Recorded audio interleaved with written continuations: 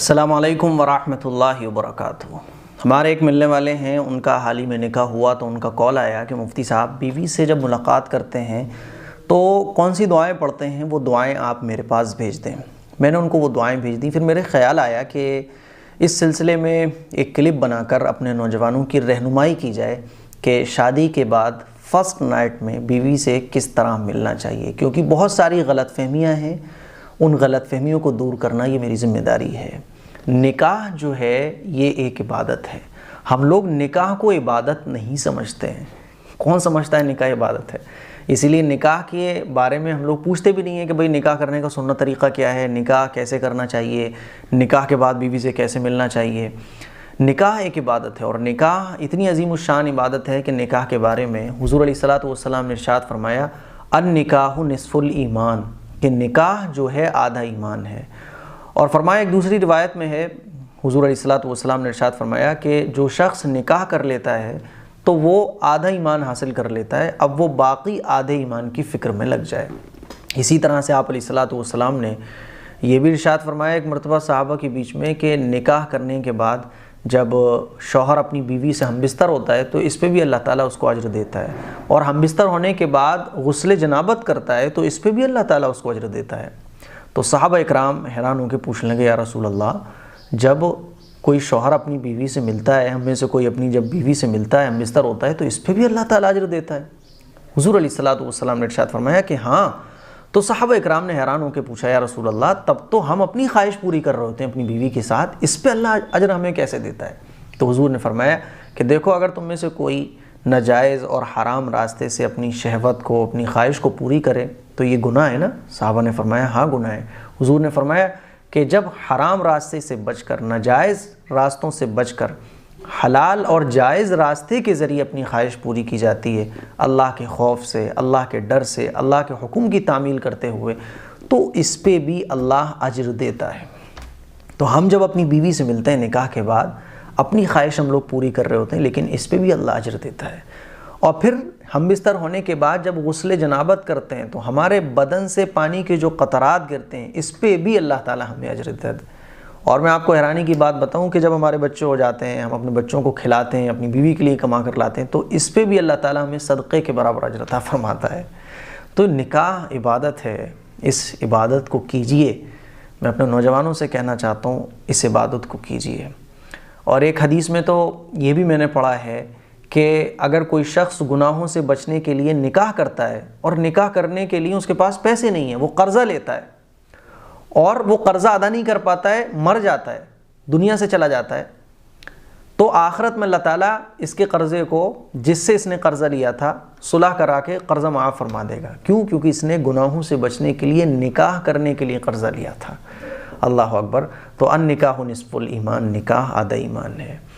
تو آج میں آپ لوگوں کو بتانے جا رہا ہوں، جن حضرات کے نکاح ہونے والے ہیں، جن ہمارے بھائیوں کے نکاح ہونے والے ہیں، نکاح کے بعد بیوی سے فرسٹ نائٹ پہلی بار کس طرح سے ملاقات کی جائے، اس کا سنت طریقہ کیا ہے۔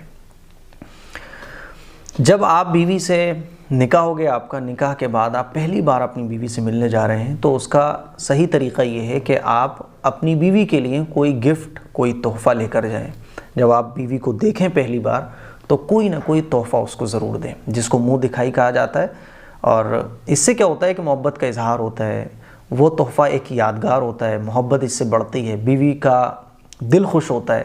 اسی لیے جب آپ بیوی سے ملاقات کرنے کے لیے جائیں تو کوئی تحفہ ضرور لے کر جائیں اپنی حیثیت کے مطابق، اور کوئی کھانے کی چیز بھی، میٹھی چیز یا کوئی اور چیز آپ کھانے کی ضرور ساتھ لے کر جائیں، اور وہ بیوی کے ساتھ کھائیں، اپنے ہاتھ سے بیوی کو کھلائیں۔ جب کمرے میں آپ داخل ہوں تو سلام کر کے داخل ہوں۔ ویسے تو سلام ہمیں ہمیشہ کرنا چاہیے، لیکن جب آپ کمرے میں داخل ہو رہے ہوں بیوی سے ملاقات کے لیے تو سلام کر کے داخل ہوں۔ اور گفٹ دینے کے بعد، بیوی کو دیکھنے کے بعد، آپ سب سے پہلا کام یہ کریں کہ پیشانی کے بال پکڑ کر، یہ جو پیشانی کے بال ہیں نا، ان بالوں کو پکڑ کر آپ یہ دعا پڑھیں۔ کون سی دعا؟ اسکرین پر آپ دیکھیں۔ اللہم انی اسألک خیرہا و خیر ما جبلتہا علیہ و اعوذ بک من شرہا و شر ما جبلتہا علیہ۔ اس دعا کا ترجمہ ہے، اے اللہ میں تجھ سے اس کی بھلائی مانگتا ہوں اور بھلائی اس چیز کی جس پر تو نے ان کو پیدا کیا، یعنی اچھے اخلاق، اور میں تیری پناہ چاہتا ہوں اس کی برائی سے اور اس چیز کی برائی سے جس پر تو نے اسے پیدا کیا، یعنی بد اخلاقی سے۔ اس دعا کے بارے میں حضور علیہ الصلوۃ والسلام کے ارشاد موجود ہے کہ جب تم میں سے کوئی شخص کسی عورت سے نکاح کرے یا کوئی غلام خریدے تو یہ دعا پڑھیں۔ تو سب سے پہلے تو آپ کو پیشانی کے بال پکڑ کر اپنی بیوی کے یہ دعا پڑھنی ہے جب آپ فرسٹ ٹائم دیکھ رہے ہوں، فرسٹ ٹائم ملے ہوں۔ بیوی کو بتا دیں کہ بھئی یہ دعا پڑھنا مسنون ہے، کیونکہ اگر آپ کی اہلیہ کو پتہ نہیں ہوگا تو وہ سوچیں گے پتہ نہیں کیا کر رہے ہیں آپ یہ دعا ہوا پڑھ کے، اسی لیے بتا دیں۔ عام طور پر پتہ نہیں ہوتا ہے تو بڑی کنفیوژن کریٹ ہو جاتی ہے، اس لیے آپ بتا دیں کہ بھئی میں دعا پڑھنے جا رہا ہوں آپ کے پیشانی کے بال پکڑ کر۔ جب پیشانی کے بال پکڑیں تبھی بتا دیں، اگر ان کو پتہ ہو پہلے سے تو کوئی بات نہیں ہے۔ ویسے تو اس کلپ کو دیکھنے کے بعد خواتین سمجھ ہی گئی ہوں گی کہ یہ دعا پڑھنا مسنون ہے۔ اگر شوہر یہ پیشانی کے بال پکڑ کر دعا پڑھے تو بہت اچھی بات ہے، پڑھنے دیں، اور اگر شوہر نہ بھی پڑھے تو آپ بتا دیں کہ ایک دعا پڑھی جاتی ہے، وہ دعا آپ پڑھ لیں۔ یہ دعا اگر کسی کو یاد نہ ہو تو آپ اس کو یاد کر کے جائیں، اور اگر یاد نہ ہو پائے تو اس کو ہندی میں نوٹ کر کے لے جائیں، اور بیوی سے پہلی بار جب ملیں تو پیشانی کے بال پکڑ کر یہ دعا پڑھیں۔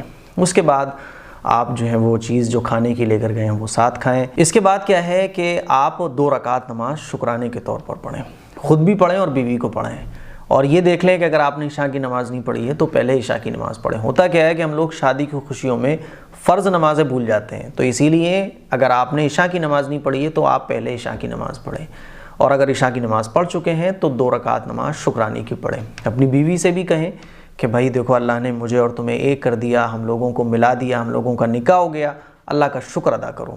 تو 2 رکعت نماز شکرانے کی آپ ادا کریں گے۔ کیسے ادا کریں گے؟ نارمل جیسے ہم لوگ نفل نماز پڑھتے ہیں ویسے ہی آپ پڑھیں گے۔ نیت یہ کر لیں گے کہ اللہ میرا جو نکاح ہوا ہے اس کے شکر کے طور پر یہ میں 2 رکعت نماز پڑھ رہا ہوں، ٹھیک ہے۔ اور اگر آپ کی وائف کمفرٹ نہ ہو، کیونکہ آج کل جو دلہن کی ڈریس ہوتی ہیں وہ بہت ہیوی ہوتی ہیں، اور پھر میک اپ بھی ہو رہا ہوتا ہے، پھر جو ہے وہ زیورات بہت زیادہ دلہن پہنی ہوئی ہوتی ہیں، تو اگر آپ کو لگ رہا ہے کہ بیوی کمفرٹ نہیں ہے اور بہت مشکل ہو جائے گا اس کے لیے وضو کرنا، تو آپ بیوی سے یہ بھی بول سکتے ہیں کہ بھئی آپ شکر کا ایک سجدہ کر لیں بس، کیونکہ شکر کا سجدہ بھی کیا جا سکتا ہے۔ تو اگر دلہن ایسی ڈریس میں ہے کہ اس سے وضو نہیں ہو پائے گا یا وضو کرنے میں بہت پرابلم ہوگی، کیونکہ سارا زیور اتارنا پڑے گا، میک اپ یہ وہ بہت زیادہ آج کل تو آپ دیکھتے ہیں کیا چل رہا ہے، تو شکر کا سجدہ بھی دلہن کر سکتی ہیں، ٹھیک ہے۔ شوہر اپنے نماز پڑھ لے، اور اگر بیوی بھی نماز پڑھنا چاہے، میں تو یہی کہوں گا کہ بیوی کو بھی نماز پڑھنا چاہیے، تو آپ بیوی کو اپنے ساتھ بھی نماز پڑھا سکتے ہیں، آپ امام بن جائیں، بیوی کو پیچھے کھڑا کر لیں، یا میاں بیوی الگ الگ بھی 2 رکعت نماز شکرانے کی پڑھ سکتے ہیں۔ 2 رکعت نماز شکرانے کی پڑھنے کے بعد میاں بیوی ایک دوسرے سے بات چیت کریں۔ دیکھیے میں اپنے نوجوانوں سے یہ کہنا چاہتا ہوں، ایک غلط فہمی جو یہ پھیلی ہوئی ہے کہ اگر پہلی رات بیوی سے ہم بستری نہ کی تو ولیمہ ٹھیک نہیں ہوگا، یہ بالکل غلط بات ہے۔ ہمارے ایک تعلق والے ہیں، ان کا کال آیا کہ میرا نکاح ہوا ہے مفتی صاحب اور بیوی کی طبیعت ٹھیک نہیں ہے، کل ولیمہ ہے، تو کیا بیوی سے ہم بستر ہونا ضروری ہے؟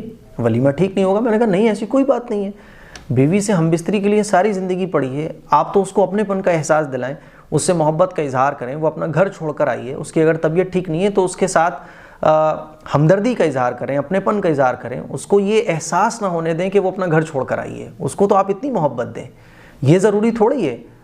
تو ہم بستر ہونا یہ ضروری نہیں ہے فرسٹ نائٹ میں، سمجھ رہے ہیں؟ اگر آپ کو لگ رہا ہے کہ آپ کی بیوی کو افسوس ہے اور وہ سیڈ ہے، یا اس کے سر میں درد ہے، یا اس کے پین ہے، اس کو فیور ہے، کچھ بھی ہے، تو آپ اس کے ساتھ ہمدردی کا اظہار کریں، اپنے پن کا اظہار کریں، اس کو یہ احساس دلائیں کہ آپ اس کے وہ سب کچھ ہیں جس کا اس نے وہ خواب دیکھا ہوا ہے۔ آپ اس کو یہ احساس دلائیں کہ جس گھر کو وہ چھوڑ کر آئی ہے آپ اس کو اتنی محبت دیں گے کہ اس کو اپنے گھر کا خیال تک نہیں آئے گا۔ آپ اس سے اس طرح سے ہمدردی کا اظہار کریں۔ اب یہ اگر ہوگا کہ وہ تو پرابلم میں ہے، اس کو سر میں درد ہو رہا ہے، اس کو پین ہو رہا ہے، آپ جو ہے اپنی خواہشات کو پورا کرنے میں لگے ہوئے ہیں، تو اس سے کیا ویلیو اس کے دل میں آپ کی بنے گی؟ اسی لیے ہمارے نوجوان ایسی حرکت قطعی نہ کریں، کوئی بھی ایسی حرکت نہ کریں جس سے آپ کی ویلیو گرتی ہو۔